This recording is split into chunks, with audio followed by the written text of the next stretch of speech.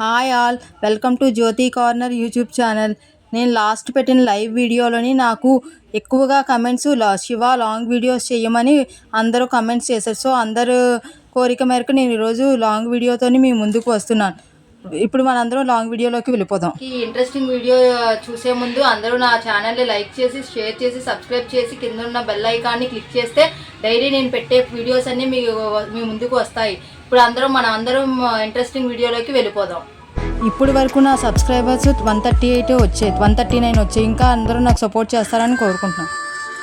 ఇప్పుడు మనం అందరం వీడియోలోకి వెళ్ళిపోదాం. శివుని క్షీరసాగర మదనం స్టోరీ గురించి మనం అందరం ఇప్పుడు తెలుసుకుందాం.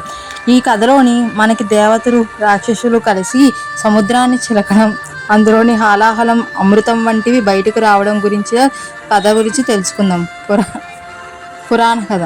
ఇందులో శివుడు హాలాహలాన్ని సేవించి ప్రపంచాన్ని రక్షించగా, విష్ణువు కూర్మావతారంలో మందగిరిని మోసి చివరికి దేవతలకు అమృతాన్ని అందించే కీలక ఘట్టం ఇది.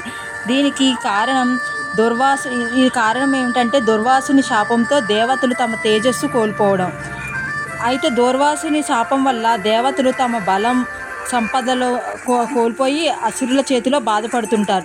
అప్పుడు వారు శ్రీ మహావిష్ణువుని ఆశ్రయిస్తారు. విష్ణువు అసురులతో స్నేహంగా ఉండి క్షీరసాగర మదనాన్ని చిలకమని సలహా ఇస్తాడు. ఆ తర్వాత మందగిరిని కవ్వంగా, వాసుకిని తాడుగా ఉపయోగించి దేవతలు, అసురులు కలిసి పాల సముద్రాన్ని చిలకడం ప్రారంభిస్తారు. ఇప్పుడు మదనంలో మొదట భయంకరమైన దాని వేడికి లోకమంతా నశిస్తుండగా దేవతల మొరవిని శివుడు ఆ విషయాన్ని మింగి తన కంఠంలోనే నిలిపి నీలకంఠుడై లోకాన్ని రక్షిస్తున్నారు. ఇతర వస్తువులు, ఇతర రత్నాలు.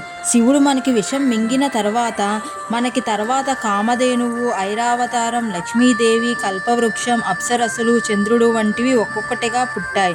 చివరగా అమృతం పుట్టింది. దానిని దేవతలు పంచుకొని అమరత్వం పొందారు. రాక్షసులకు మోసం జరిగింది. అమృతం దగ్గలేదు రాక్షసులకు. కానీ శివుడు విషాన్ని మింగి లోకాన్ని రక్షించాడు. అందుకే శివుడు నీలకంఠుడైనాడు. శివుడు విషాన్ని మింగుతున్న టైంలో పార్వతీదేవి శివుడు ఇలా విషాన్ని మింగి లోకాన్ని రక్షిస్తాడు, రాక్షసులకు అమృతం దొరకలేదు. ఈ కథ భాగవత పురాణంలో ప్రధానంగా చెప్పబడింది. ఇది సృష్టిలోని మంచి చెడుల పోరాటాన్ని, త్యాగాన్ని, దైవిక అంశాలను తెలియజేయపరుస్తుంది. Subscribe my channel. Thank you for watching. Thank you for supporting. Thank you so much.